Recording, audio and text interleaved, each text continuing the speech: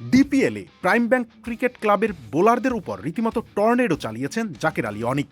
বিকেএসপির ৩ নম্বর মাঠে টি-20 স্টাইলে এক বিধ্বংসী শতক তুলে নিয়েছেন তিনি। ১০৩ বল ক্রিজে থেকে খেলেছেন ১৩৩ রানের এক মহাকাব্যিক ইনিংস। ওপেনারদের দ্রুত বিদায়ে মাহিদুল ইসলাম অঙ্কনকে সাথে নিয়ে বিপর্যয় সামাল দেন জাকের। অঙ্কনের ৮১ বলে ৭৪ এবং জাকেরের ৫৫ বলে ৪৮ রানের উপরে ভর করে এই জুটি দলকে এনে দেয় ১৩৬ বলে ১২২ রান। অঙ্কন ফেরার পর অধিনায়ক মুসাদ্দেক হোসেন সৈকতকে সঙ্গী করে ৪৪ বলে ৫৩ রানের আরও এক কার্যকরী জুটি উপহার দেন তিনি। ৯৪% চিনিযুক্ত অরেঞ্জ ড্রিঙ্কস না, নিন জিরো ক্যাল অরেঞ্জ ড্রিঙ্ক পাউডার। তবে ইনিংসের আসল টর্নেডো শুরু হয় এস.এম. মেহরাব হাসানের সাথে।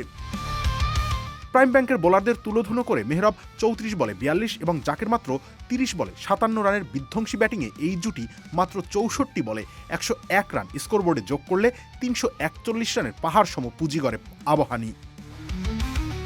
১০৩ বলের ইনিংসে জাকের আলী অনিক সাজিয়েছেন ১০টি ৪ ও ৯টি বিশাল ছক্কার মারে।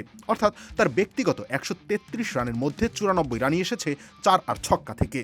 শেষ পর্যন্ত ইনিংসের একদম শেষ দিকে এসে এনামুল হকের বলে আরিফুল ইসলামের হাতে ক্যাচ দিয়ে ফেরেন এই সেঞ্চুরিয়ান।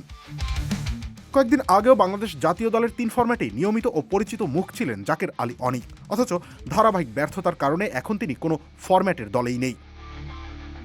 জাতীয় দল থেকে বাদ পড়ার এই কষ্ট বা আক্ষেপকে যেন মাঠের পারফরমেন্স দিয়ে জবাব দিচ্ছেন জাকের। চাপের মুখে ঠান্ডা মাথায় ইনিংসের শুরু করা, মাঝপথে জুটি গড়া এবং ডেথ ওভারে বাউন্ডারির বন্যা বইয়ে দেয়া, ফিনিশারের ভূমিকা পালন করা সবকিছুতেই তিনি দেখালেন শতভাগ পরিপক্কতা। রবিউল ইসলাম রনি, খেলা ৭১।